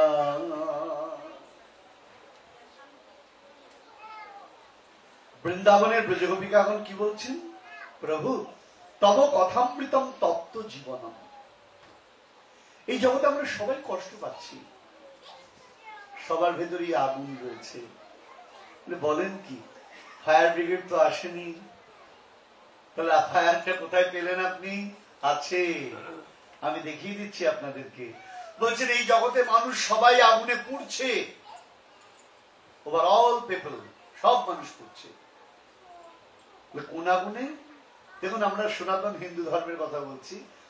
আমাদের মহাজন বলছেন, হিন্দু ধর্মে মানুষ দুবার পড়ে। একবার পড়ে কি? চিতার আগুনে, কখন? মরে গেলে পড়ে। তা শাস্ত্র কি বলছেন? চিতা চিন্তা বিন্দুমতি চিতাথ দশদাধিকা চিতা দহতি নির্জীবং সজীবং দজ্জতি নয়া। সবার জীবনের সঙ্গে মিলে যাবে প্রতিটি কথা। কারণ সনাতন শাস্ত্র যেমন তেমন কথা বলেন না। বলছেন চিতা চিন্তা বিন্দুমতি চিতা তো দশধাধিকা চিতা দহতি নির্জীবং সজীবং দিজ্জতি নয়া। মানুষ দুবার আগুনে পড়ে, একবার বেঁচে থাকলে একবার মরে গেলে। বলে মরে গেলে কোন আগুনে পড়ে? চিতার আগুনে পড়ে আমাদের চিতার আগুনের ব্যবস্থা করা হয়। আর বেঁচে থাকতে কোন আগুন? বলছেন থিঙ্কিং, চিন্তার আগুন। এমন একটা মানুষ দেখান না যে চিন্তার আগুনে জ্বলে পুড়ে মরছে না। প্রত্যেকের চিন্তা, কারোর ছেলে নিয়ে চিন্তা, কারোর মেয়ে নিয়ে চিন্তা, কারোর হাজবেন্ড নিয়ে চিন্তা, কারোর ওয়াইফ নিয়ে চিন্তা, কারোর ফ্যামিলি নিয়ে চিন্তা। এমন কোন মানুষ নেই যে চিন্তার আগুন থেকে বেরোতে পারে। তাই শাস্ত্র বলছেন এই পৃথিবীতে মানুষ দুবার আগুনে পড়ে, একবার চিতার আগুনে, একবার চিন্তার আগুনে। বলে চিতার আগুন অনেক ভালো। চিতা কাকে পোড়ায়? চিতা দহতি নির্জীবং। চিতা কাকে পোড়ায় মা? জ্যান্তকে তো পোড়ায় না, মরা লোককে পোড়ায়। তা চিতার আগুন মরা লোককে পোড়ায়। আর চিন্তার আগুন কি করে? সজীবং দজ্জতে নয়া, জ্যান্তকে পুড়িয়ে দেবে, সেখান থেকে বেরোনোর কোন রাস্তা খুঁজে পাওয়া যাবে না। এমন ভয়াবহ অগ্নি। তাই ব্রজগোপিকাগণ কি বলছেন, প্রভু তোমার কথা কি করে? তাহলে আগুন নেবে কি করে বাবা চিতার আগুন? আমরা গুরুদেবাষ্টকে বিশ্বনাথ চক্রবর্তীবাদ বলেছেন, আমরা সবাই আগুনে জ্বলছি কিরকম? সংসার ও দাবানালা নির্হালোকা। এই সংসারটাকে দাবানলের সঙ্গে তুলনা করা হচ্ছে। অর্থাৎ দাবানল কিরকম? শুধু ভক্তমন্ডলী, দাবানল আমেরিকার মানুষ পরিচিত। বেশ কয়েক বছর আগে ক্যালিফোর্নিয়ায় আগুন জ্বলে উঠেছিল দাবানল। আমরা ইন্ডিয়ায় বসে শুনেছিলাম। আমেরিকার মতো এত এগিয়ে থাকা দেশ সেই আগুন নেভাতে পারে নাই। বাড়িঘর গাড়ি পুড়ে ছাই হয়ে গিয়েছে। ওই আগুন নেভানো যায় না। ফায়ার ব্রিগেডের ক্ষমতা নেই ওই আগুন নেভায়। বলে আগুনটা কি করে হয়? বলে কাঠে কাঠে ঘষা লেগে আগুন জ্বলে ওঠে, শুকনো কাঠে কাঠে ঘষা লেগে। ওই আগুনটা নেভানো যায় না। বলে কি করে নেবে? একমাত্র যদি প্রবল বেগে বৃষ্টি হয়, তখন কোন ভাগ্যের ফলে যদি প্রবল বেগে বৃষ্টি হয়, তখন একমাত্র আগুন নেবে। ঠিক তেমনি আমাদের ভেতরও দাবানল কি, আমাদের এক্সপেকটেশনের কোনো শেষ নাই, আনলিমিটেড ডিমান্ড। একটা বাড়ি আছে, দুটো বাড়ি, দুটো বাড়ি থাকলে আরো বড় বাড়ি, বড় বাড়ি থাকলে বাংলো বাড়ি, ভালো বাংলো বাড়ি থাকলে প্যালেস বাড়ি, শেষ নাই। কত বাড়ি যে খাই, বাড়ির আকাঙ্ক্ষা শেষ হয় না। ডলার লিমিটেশন নেই। 1 মিলিয়ন হয় 2 মিলিয়ন, 2 মিলিয়ন হলে 5 মিলিয়ন, 5 মিলিয়ন হয়ে 500 মিলিয়ন, শেষ নাই। ডিমান্ডের কোনো শেষ নাই, চাহিদার কোনো শেষ নাই। তো চাহিদার কথা বলতে গেলে একটা কথা মনে পড়ে গেল, রামায়ণের একটা কথা বলি আপনাদেরকে। রামায়ণে প্রভু রামচন্দ্র যখন জনকনন্দিনী সীতা দেবীকে পানি গ্রহণ করতে যাচ্ছেন, আমি বলেছিলাম কথাটা, তাই একটু ড্রপ দিয়ে কথাটা বলবো। তখন প্রথমত একটা নদী পড়ে যায়, গঙ্গা নদী। সেটা পার হওয়ার জন্য তিনি ধীবরের কাঠের নৌকায় ওঠেন। তার চরণের ছোঁয়ায় ধীবরের কাঠের নৌকাটা সোনায় পরিবর্তন হয়। যখন সোনা হয়ে যায়, ধীবর বুঝতে পারেন ইনি অন্য কেউ নন, তিনি জগদীশ্বর। কোলে করে প্রভুকে ঘরে নিয়ে গেছেন, তার ঘরেতে। এখান থেকে আমাদের গল্পটা আরম্ভ। ঘরে নিয়ে যাওয়ার পর ধীবরের বউ বলছেন, কাকে এনেছো কোলে করে?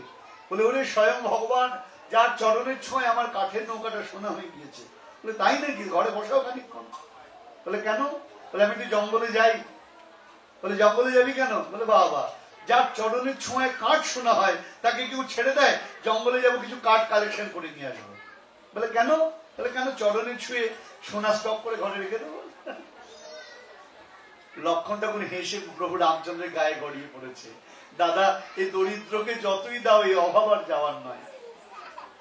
প্রভু রামচন্দ্র তখন বলছেন, ওরে ধীবর পত্নী, জঙ্গলে যাবি, কাঠ আনবি, আমার পায়ে ছোঁয়াবি, সোনা করবি, তারপর ঘরে রাখবি, তাই না? তা কত পাউন্ড কাঠ আনবি? 1 পাউন্ড আনবি, মনে হবে 100 পাউন্ড হলে ভালো হতো। 100 পাউন্ড আনবি, মনে হবে 1000 পাউন্ড হলে ভালো হতো। 1000 পাউন্ড আনবি, মনে হবে মিলিয়ন পাউন্ড হলে ভালো হতো। সারা জীবন ওই কাঠ বইতে বইতে জীবন চলে যাবে, সোনা গয়না করে গায়ে পড়ার হবে না। তা তো বোকা কেন, কাঠ বইতে যাবি কেন? আমার চরণটাকে বই ঘরে রেখে দে না, বলে যখন ছোঁয়াবি তখনই শোনা হবে। আমাদের গন্ডগোল, আমরা কাঠ বইতে রাজি আছি, ভগবানের চরণ বইতে আমরা কেউ রাজি নই। তাই আমাদের ডিমান্ড, কবি গান গেয়েছেন, আপনারা নাম শুনে, কবির নাম শুনে থাকবেন, হ্যাঁ, লক্ষ শূন্য লক্ষ বাসনা ছুটিছে গভীর আধারে। মনে পড়ে? হ্যাঁ, তুমি নির্মল করো মঙ্গল করো মলিন মর্ম মোছায়। এই অপূর্ব গানের একটি কলি হলো লক্ষ শূন্য লক্ষ বাসনা ছুটিছে গভীর আধারে। এখানে দুটো লক্ষ্য পয়েন্টেড, একটা লক্ষ্য কি এম, গোল, টার্গেট, আর একটা লক্ষ্য কি কাউন্টেবল অ্যামাউন্ট। হ্যাঁ, 10, 100, 1000, লাখ, এই লক্ষ্য। তাহলে আমাদের কি হয়, কোনো গোল নেই, টার্গেট নেই, কি করব তা জানি না, অথচ ডিমান্ড আমাদের 1 লাখ। তাই বলছেন লক্ষ শূন্য লক্ষ বাসনা ছুটিছে গভীর আধারে, অন্ধকারের মধ্যে আমরা চলে যাচ্ছি। তাই মহাজনের কথা বলছেন। শুধু ভক্তমন্ডলী, তাই সংসার দাবানালে নিরালোকা, আমরা এই আগুনে জ্বলছি, আগুন নিভবে কি করে? ব্রজগোপিকা আগুন বলছেন, প্রভু তব কথা অমৃতম, তোমার কথায় সব আগুন নিভে যাবে। বলে কি করে? কৃষ্ণ আর কৃষ্ণ কথা তো আলাদা নয়। যেই নাম সেই কৃষ্ণ, ভজনিষ্ঠা করি, নামের সহিতে আছেন আপনি শ্রীহরি। ওই কৃষ্ণ কথাকে যদি ভেতরে প্রবেশ করা যায়, করানো যায়, তাহলে কি হবে? ওই মেঘ থেকে বৃষ্টি হয়ে যেমন দাবানল নিভে যায়, ঠিক তেমনি কৃষ্ণ কথার প্লাবনে আমাদের অন্তরের আগুন সম্পূর্ণ নিভে যাবে। মহাজন পদ দিয়েছেন না কি? কৃষ্ণ নব জলধর। জলধর মানে কি বাবা? ক্লাউড, মেঘ। আমার ছেলে মেয়েরা জলধর বললে বুঝবে না চট করে। হ্যাঁ, সামনে একটা ক্লাস করতে হবে, ওদের জন্য শুধু ইংরেজিতে বক্তব্য রাখবো, দেখি। আমারও তো অত প্র্যাকটিস হয় না, এইটাই সমস্যা। তা কৃষ্ণ নব জলধর জগত শস্যই পর, অর্থাৎ জগতের যে মানুষ যন্ত্রণা পাচ্ছে, বরিশয়ে প্রেমামৃত ধার। বলে সকলে জ্বালা জুড়াই দেয় কৃষ্ণ প্রেম বরিশনে। বলে সকলে জ্বালা জুড়াই দেয়। শুধু ভক্তমন্ডলী, তাই ব্রজগোপিকা আগুন বলছেন তব কথামৃতম তপ্ত জীবনম, আমাদের সকল যন্ত্রণা নিরসন করে দেয় হে প্রভু তোমার কথামৃত। তা আজকে সেই কথামৃত নিয়ে আমরা ছুটে এসেছি কোথায়? বালকনাথ মন্দিরেতে। হ্যাঁ, একদিকে সাধক রয়েছেন আর একদিকে পরম বৈষ্ণব মহাদেব রয়েছেন। তাই শুধু ভক্তমন্ডলী, আজ ওই কৃষ্ণ কথা আলাপনে আমরা এখন ছুটে এসেছি। আমরা কিন্তু আরম্ভ করব কোথায়? বলে আরম্ভ তো অনেক হয়ে গেল। বলে না, এটা হলো মুখড়া হলো। আপনি সবেমাত্র মেট্রোতে উঠলেন, টিকিট কাটা হলো, মেট্রোতে উঠলাম, এবার আমরা যাব। তাহলে কৃষ্ণ কথার বৈশিষ্ট্য শ্রবণ করলাম, এবার আমরা কৃষ্ণ কথা শুনবো। আমরা আগেই বলেছি আমাদের লক্ষ্য কি? ওই যে বলা হলো লক্ষ্য শূন্য না, আমাদের লক্ষ্য আছে। সেই লক্ষ্যটা কি? ভগবত ভক্তি লাভ করা, প্রেম ভক্তি লাভ করা। কারণ জগতে প্রেম ভক্তির থেকে বড় সম্পদ আর কেউ নাই। কাদেরই সম্পদ থাকে? এই যে সাধু রয়েছে, যার বিগ্রহ রয়েছে। কারণ আমরা গতকাল কি বলেছি? সাধুর মতো ধনী জগতে কেউ নাই। বিত্তশালীকে কজন পূজা করে? বিল গেটসের ছবি কজনের বাড়িতে আছে বলুন না? কজন ফুল দিয়ে পূজা করে তাকে, কজন ধূপকাঠি দেখায়? কিন্তু সাধু মহাত্মা প্রত্যেক মানুষের ঘরে ঘরে পূজিত হন। কারণ তারা জানেন তাদের কাছে যে সম্পদ আছে ওই মিলিয়ন মিলিয়ন ডলারের মধ্যে সেই সম্পদ নেই, অন্তরের প্রশান্তির সম্পদ। আপনারা জানেন শুধু ভক্তমন্ডলী, আপনাদের এই পাশ্চাত্য যাকে নিয়ে আমরা এত অহংকার করি, সুন্দর রাস্তা, সুন্দর ঘাট, সুন্দর গাড়ি, সুন্দর ঘোড়া, সুন্দর বাড়ি, এখানে কত লোক সুইসাইড অ্যাটেম্প করে জানেন? কেন? একবার ভাবি না সুইসাইড অ্যাটেম্প করে কেন? গরিব দেশ, তারা খেতে পায় না, তারা নয় আত্মহত্যা করবে পেটের জ্বালায়। এরা তো খেতে পায়, ভোগের কোনো শেষ নাই। গভর্নমেন্ট প্রত্যেকের জন্য ব্যবস্থা করে, যার চাকরি নেই তার জন্য ব্যবস্থা করে, যার চাকরি আছে সে উপায় করতে পারে, বার্ধক্য লোকের জন্য ব্যবস্থা করে। তবু করে কেন? ফ্রাস্ট্রেট হয়ে যায়, হতাশ হয়ে যায়, অবলম্বন পায় না জীবনে। কোনো ছেলে মেয়ে মা বাবার কাছে ভালোবাসা পায় না, মা বাবা ছেলে মেয়ের কাছে স্নেহ পায় না। বুড়ো বয়সে পিতামাতা সন্তানের কোনো প্রীতি পায় না, আর সন্তান পিতা মাতাকে খোঁজই পায় না। কারণ তাই বড় হতে হতে তার পিতার কতগুলো মা পরিবর্তন হয়েছে, তার মায়ের কতগুলো পিতা পরিবর্তন হয়ে গিয়েছে। ফাদার্স ডেতে গিয়ে ঠিকানা লিখে রেখে দেয়, যেখানে গিয়ে হ্যান্ডসেট করে চলে আসে। তার ফলে কি হচ্ছে? ফ্রাস্ট্রেট হয়ে যাচ্ছে, হতাশ হয়ে যাচ্ছে, জীবন থেকে আনন্দ তারা পাচ্ছে না। যে জীবনে একটু ভালোবাসা নেই, আপনি দেখবেন যখন অসুস্থ হবেন, আপনি একজন যদি আপনার মাথার কাছে দাঁড়িয়ে একটু কপালে হাত দিয়ে দেয়, ওই মেডিকেশনের থেকে অনেক দামি কাজ করে সেটা। আমার মনে পড়ে, আমি যে বাড়িতে, আমার এখানে এক সন্তান আছে, এখানকারই এক ভদ্র মহিলা, আজ আমি এবারও জিজ্ঞেস করলাম, বাবা কেমন আছেন? ওদেরকে দারুণ ভালোবাসে। 6 বছর হাসপাতালে পড়ে রয়েছেন, 6 বছর গভর্নমেন্ট ট্রিটমেন্ট করছে, অসুবিধা নেই। আপনাকে যদি বলা হয় যে আপনাকে দামি বাড়ি দেয়া হবে, দামি গাড়ি দেয়া হবে, প্রচুর ডলার দেয়া হবে, কিন্তু আপনার ছেলে থাকবে না, মেয়ে থাকবে না, স্ত্রী থাকবে না, মা থাকবে না, বাবা থাকবে না, কোনো রিলেটিভ আপনার থাকবে না, আপনার ভালো লাগবে কি ডলারগুলো? শুধু ভক্তমন্ডলী, মানুষ উপার্জন করে কেন? শেয়ার করার জন্য। রাউলিং ম্যাডাম হ্যারি পটার লিখেছেন, তার বই এত মানুষ পড়েছে বলে তার এত খ্যাতি। যদি কোনো মানুষ না পড়তো, ওই বইয়ের কি দাম হতো? তাই আমরা আনন্দই আর সুখ যাই বলুন না কেন, সেটা আমরা শেয়ার করতে চাই। আজ এই পাশ্চাত্যে এত সুইসাইড কেন বাড়ছে? মানুষের কোনো অবলম্বন নাই, একটু সহানুভূতি নেই, একটু জীবনে ভালোবাসার কোনো ছোঁয়া নেই। শুধুমাত্র ম্যাটেরিয়ালিস্টিক জগৎ, খাও দাও ঘুমাও, লেখা শেষ। শুধু ভক্তমন্ডলী, জঙ্গলের পশুরাও তাদেরকে ভালোবাসে, জিভ দিয়ে গা চেটে দেয়, একজন পাখি আর একজনের গায়ে ঘেসে দাঁড়ায়। কিন্তু আমরা এমন এক সভ্যতায় বাস করি যেখানে মানুষ স্বার্থ ছাড়া একটা কথা পর্যন্ত বলতে চায় না। অদ্ভুত। কিন্তু আমরা তো ওই কালচারে বড় হইনি। তাই আমাদের এই কালচারটা আমাদের ছেলে মেয়েদের মধ্যে প্রবেশ করাতে হবে। যদি প্রবেশ করাতে পারেন, ইওর গুড লাক। আর যদি প্রবেশ করাতে না পারেন, তার ফল কিন্তু আমাদেরই ভোগ করতে হবে, কেউ তা ভোগ করবে না। এটা আমি কোনো ভয় দেখাচ্ছি না, এটাই বাস্তবতা, এটাই সত্য। তাহলে যেটা বলতে যাচ্ছিলাম, তাহলে আমরা কোন জায়গায় আরম্ভ করছি, কি আমাদের লক্ষ্য? আমাদের লক্ষ্য একটাই, ওই প্রেম ভক্তি। প্রেম ভক্তি যাহা হইতে অবিদ্যা বিনাশ যাতে বেদিগায় যাহার চরিত। আজকে আমরা যেমন গুরু সঙ্গ পেয়েছি, আমরা সেইটা লাভ করব। সেই প্রেম কিভাবে লাভ করব, ভক্তি কিভাবে লাভ করব? আগেই বলেছি, সাধুরা কিন্তু কখনো দরিদ্র নয়। আমরা দেখে মনে করি সাধুদের গায়ে কোনো পোশাক আশাক নেই। দেখুন, কমন্ডলু রয়েছে, গায়ে একটা গৌরীয় গেরুয়া পোশাক রয়েছে, দামি গয়নাগাটি অর্নামেন্টস কিন্তু কিছু নেই, কপালে তিলক। তার শুধু ভক্তমন্ডলী, সাধুদের সবচেয়ে বড় ভূষণ কি? তাদের ভিতরের এই উইলিং ফোর্স, আত্মিক শক্তি। আমরা মনে করি দরিদ্র। কিরকম? প্রমাণ দিচ্ছি।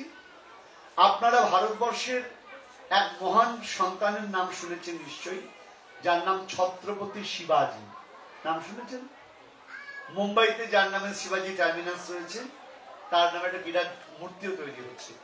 তা ছত্রপতি শিবাজি একা তৎকালীন সময়ে মুঘল সাম্রাজ্যের বিরুদ্ধে রুখে দাঁড়িয়ে, টিট ফর ট্যাট, অর্থাৎ ইটের বদলে পাটকেল দিয়ে নিজস্ব মারাঠা সাম্রাজ্যকে গঠন করেছিলেন সেই শিবাজি মহারাজ। তার প্যালেস, প্রাসাদ দাঁড়িয়ে রয়েছে তিনি। তার যে প্রাইম মিনিস্টার, অর্থাৎ তার যে প্রধানমন্ত্রী, তার সঙ্গে কথা বলছেন। এমন সময় দেখছেন গেরুয়া কাপড় পরা একজন ব্যক্তি তার প্রাসাদের মধ্যে, অর্থাৎ বিরাট নগরী তো, প্রাসাদ প্যালেস, সেখান দিয়ে হেঁটে হেঁটে যাচ্ছেন। শিবাজি মহারাজ খেয়াল করতে পারেননি, জিজ্ঞাসা করছেন প্রাইম মিনিস্টারকে, ওগো কি যাচ্ছে গো, চেনা চেনা লাগছে। প্রাইম মিনিস্টার লজ্জায় মাথাটা নিচু করে বলছেন, মহারাজ ঠিকই দেখেছেন, অন্য কেউ নয়, আপনার গুরুদেব রামদাস, তিনি ভিক্ষা করতে বেরিয়েছেন। শিবাজি মহারাজের প্রেস্টিজে লেগেছে। আমার গুরুদেব, তবে আমি রাজা, আমার গুরুদেব বেকার, আমার গুরুদেব ভিক্ষা করছেন লোকের কাছে? না না না না না, এ কখনো হতে পারে না। আমি যার সন্তান, যাকে আমি গুরুরূপে হৃদয়ে বসিয়েছি, তিনি লোকের বাড়ি বাড়ি গিয়ে ভিক্ষা করবেন, এটা মেনে দেওয়া যায় না। আজকে গুরুদেব আসুন আমার দুয়ারে, আমি তাকে এমন বস্তু দেব যাতে কোনোদিন তাকে আর ভিক্ষা করতে না হয়। রামদাসজি ভিক্ষা করতে করতে রবীন্দ্রনাথ ঠাকুরের উপর কবিতা লিখেছেন চমৎকার। শিবাজি মহারাজের কাছে এলেন, ভাবতে ভিক্ষাং দেহি, আমাকে ভিক্ষা দাও। শিবাজি মহারাজ কি করেছেন? মাথার মুকুটটা খুলে তার চরণের মধ্যে নামিয়ে দিয়েছেন। রামদাসজি বলছেন, শিবাজি তুই আমায় সব দিলি বাবা? শিবাজি মহারাজ বলছেন, হ্যাঁ গুরুদেব, আমার বলে যা কিছু ছিল আমি আজ থেকে সব তোমার চরণে অর্পণ করলাম। যেমন গুরু তেমন তো শিষ্য। এ তো যেমন তেমন গুরু নয় যে পেলোয়ার পোটলা বেঁধে জানি দেয় যায়। গুরু সাধু এরা। শুধু ভক্তমন্ডলী দুঃখ লাগে কখন জানেন? এক শ্রেণীর মানুষের হাতে পড়ে এই আধ্যাত্মিকতা ব্যবসায় রূপান্তরিত হয়ে গিয়েছে, কষ্ট লাগে তখন। তাই দেখি আজ রামদাসকে, রামদাসজি বলছেন শিবাজি, কারণ তিনি তো পরম সম্পদ পেয়ে গিয়েছেন। শিবাজি তাহলে তোর আর কিছু নাই বাবা? না গুরুদেব, আমার আর কিছু নাই। বেশ, তাহলে একটা কাজ করো, আমি যারা অভিভাবক আছেন একটু তাদেরকে সতর্ক হতে বলছি। খুব সুন্দর পরিবেশে হরি কথা হচ্ছেন, আমার খুব আনন্দ লাগছে আজকে। কথায় বলে মধুরেণ সমাপয়, যার শেষ ভালো তার সব ভালো। তা আমাদের শেষ নয়, আজ থেকে আবার আরম্ভ হবে। কি আরম্ভ? অপেক্ষা। আমি আবার কবে আসবো আমার অপেক্ষা। আপনারাও কৃপা করবেন যেন আবার ছুটে আপনাদের কাছে আসতে পারি, তার আরম্ভ হবে। রামদাসজি বলছেন, শিবাজি তাহলে কাজ কর, তুই আজ থেকে আমার সহকারী হ, অ্যাসিস্ট্যান্ট হ। মুকুটটা নিয়ে শিবাজি মহারাজের হাতে দিয়ে বললেন, চলো তুমি আমার সঙ্গে ভিক্ষা করতে বেরোবে। শিবাজি মহারাজ কি গুরুদেব কি করলেন? তার ভিক্ষার ঝুড়িটা দিয়ে দিলেন, ওই মুকুটটা তার হাতে দিয়ে দিলেন, শিবাজি আমার সঙ্গে চলো। গুরুদেব করতালি দিয়ে দিয়ে কীর্তন করতে করতে যাচ্ছেন পাশের বাড়ি। সেখানে গিয়ে বললেন, আবার ভবতি ভিক্ষাং দেহি। শিবাজি মহারাজ মনে মনে ভাবছেন, কি ব্যাপার? তার মানে আমার গুরুদেব অভাবে ভিখারি নয়। আমি মনে করেছিলাম গুরুদেবের নেই বলে গুরুদেব ভিক্ষা করছেন, তা নয়। গুরুদেব কি চিকিৎসকের মতো। ডক্টর যেমন কল করলে পরে রুগীর কাছে যায়, অ্যাম্বুলেন্স যখন কল করলে পরে রুগীর বাড়িতে যায়, কেউ কি মনে, অ্যাম্বুলেন্স যখন কল করলে কোনো পেশেন্টের বাড়িতে যায়, তখন কি এটা আপনারা মনে করেন অ্যাম্বুলেন্সের প্রয়োজন? না, অ্যাম্বুলেন্সের প্রয়োজন নয়, অ্যাম্বুলেন্সটার প্রয়োজন ওই ব্যক্তি। অ্যাম্বুলেন্স যখন কারোর বাড়িতে যায় সেটা কিন্তু তার প্রয়োজনে যায়, এটা অ্যাম্বুলেন্সের নিজের প্রয়োজনে নয়। ঠিক তেমনি গুরুদেব যখন কারোর কাছে যাচ্ছেন বলছেন সেটা তার প্রয়োজনে নয়, জগজীবের মঙ্গলের জন্য।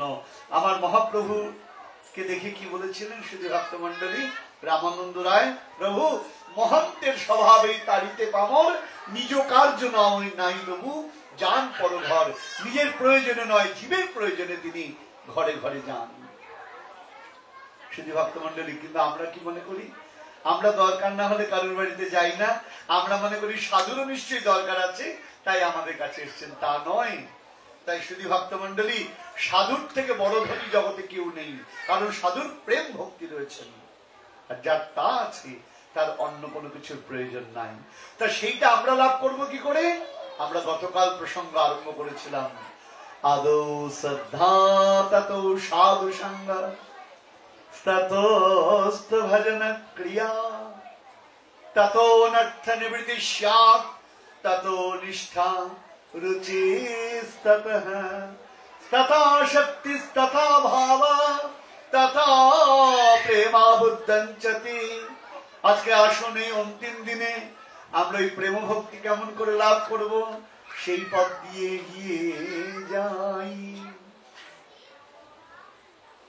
টিভিতে আমরা সিরিয়াল দেখেন না আপনারা, ইন্ডিয়ান সিরিয়াল গুলো অধিকাংশ বাড়িতে দেখেন।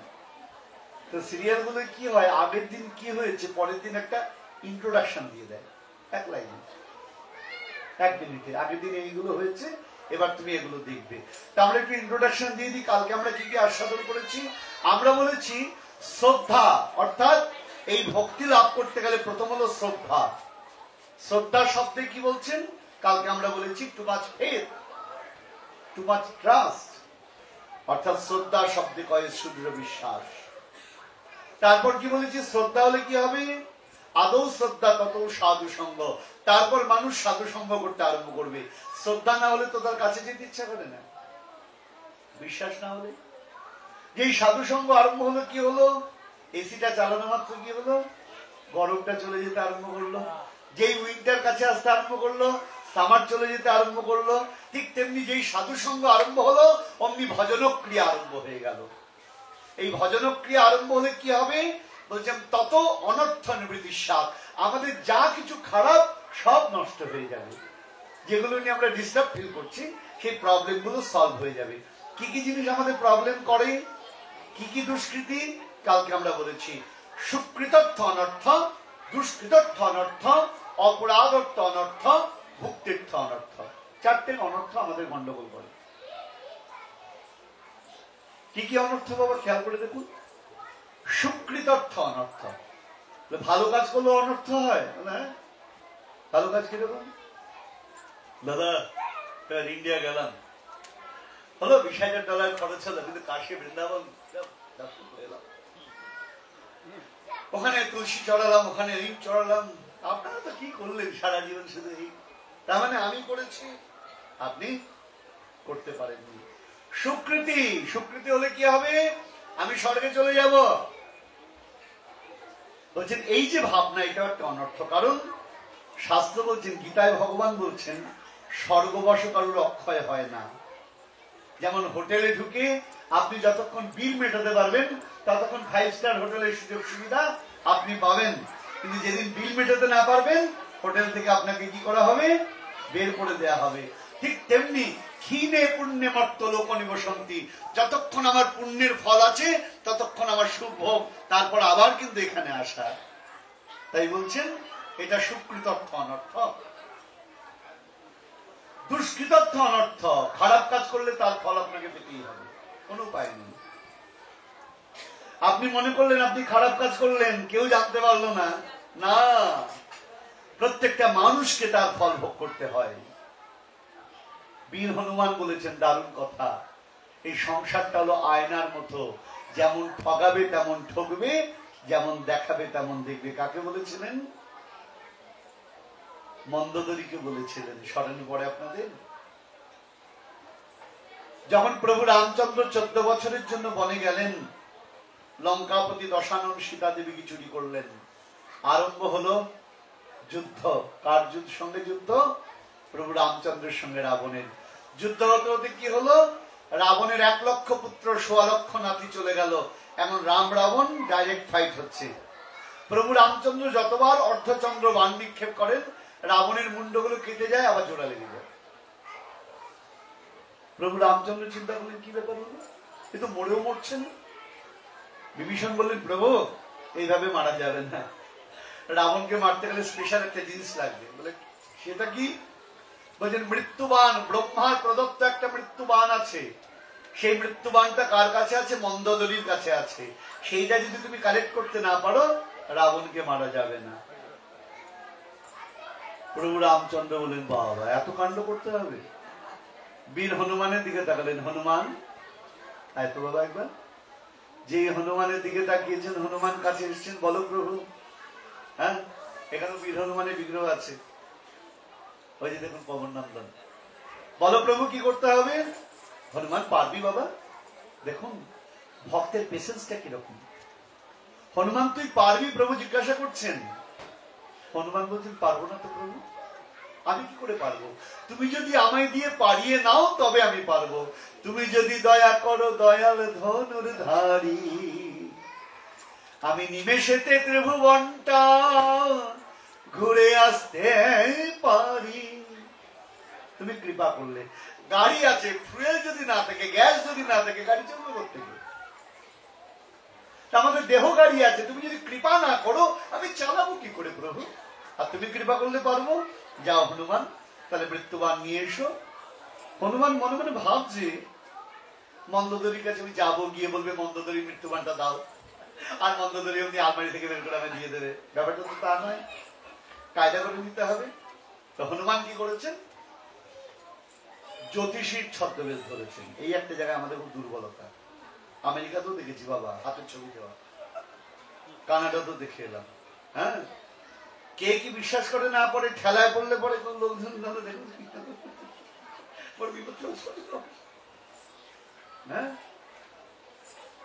জ্যোতিষকে সবাই খুব চিন্তা করে, বাবা সব বলে দেবে। হ্যাঁ, তার হনুমান কি করেন? জ্যোতিষ বেশ ধারণ করে শিব শম্ভ করতে করতে প্রবেশ করছেন লঙ্কার অন্তঃপুরে। রাক্ষসগণ বলছেন, কে তুমি? বলে, আমি রাবণ রাজার জ্যোতিষী। বলে, তাই নাকি? ভেতরে চলে যান। কোনো বাধা পেলেন না, সোজা ভেতরে। মন্দোদরী দেবীর কাছে গেলেন। মন্দোদরী বলছেন, আপনি কে? আমি তোমার স্বামীর বন্ধু। সত্যি কথাই, ভক্ত কখনো কারোর শত্রু হয় না, সবার বন্ধুই হয়। আপনি কে? আমি হলাম জ্যোতিষী। বলে, এতদিন কোথায় ছিলেন? বলে, তপস্যায় ছিলাম। হনুমান মিথ্যা কথা বলছে না। প্রভুর সেবায় থাকা আর তপস্যায় থাকা এক ব্যাপার। আজকে এলেন, দেখো তোমাদের বিপদ থেকে আজকে চলে এলাম। আমি তপস্যায় জানতে পেরেছি তোমাদের বিপদ হয়েছে, রাম রাবণের যুদ্ধ চলছে। হ্যাঁ, ঠিক বলেছেন। আপনি বলুন না, এই যুদ্ধে কে জিতবে? অবশ্যই এটা আমার কর্তব্য। হনুমান কি করে যাতে খড়ি মাটি নিয়ে অং বং ছং ওই মাটির মধ্যে আঁকতে আরম্ভ করে দিয়েছেন। বলাতে হবে তো।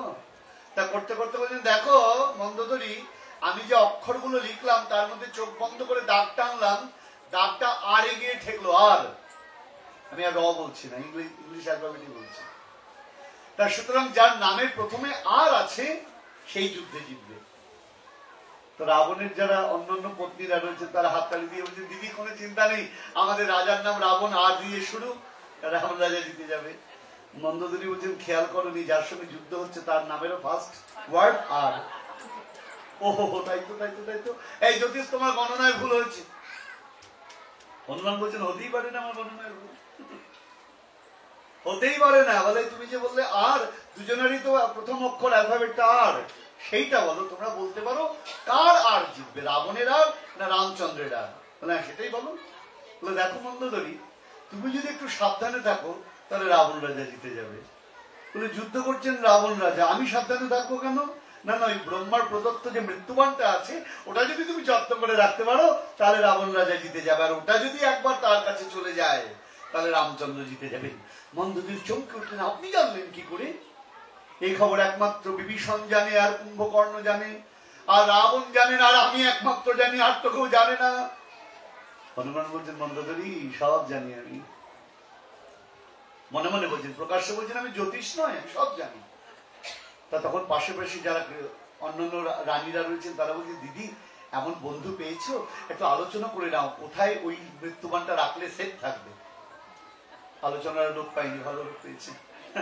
মন্দোদরী বলছেন, ঠিক ঠিক ঠিক, আচ্ছা জ্যোতিষ ঠাকুর, এই যে দেখছেন স্তম্ভটা, এই স্তম্ভের ভিতর আমরা মৃত্যুবানটা রেখে দিয়েছি, এইখানে ওটা সেফ কিনা আপনি বলুন। মন্দোদরীকে তখন হনুমান বলছেন, কোনো চিন্তা নেই, যখন আমি জানতে পেরেছি আর মৃত্যুবান নিয়ে তোমাদের চিন্তা নেই। বলিতে বলিতে বীর উঠিয়া দাঁড়ালো, পদাঘাতে স্তম্ভ কানা চূর্ণ করে দিল, তার ভেতর বাহির হইল জ্বলন্ত মৃত্যু স্বর, স্বর লইয়া লাভ দিল আনন্দ অন্তর। হনুমানের মনে আনন্দের সীমা নেই। মৃত্যুবান পেয়ে গেছি, প্রভু সেবা আমি সফল হয়েছি। মন্দোদরী তখন চিৎকার করে উঠলেন, হে শপথনিগণ, কি করলাম আমি? নিজের বৈধব্যকে আমরা নিজেরাই ইনভাইট করলাম।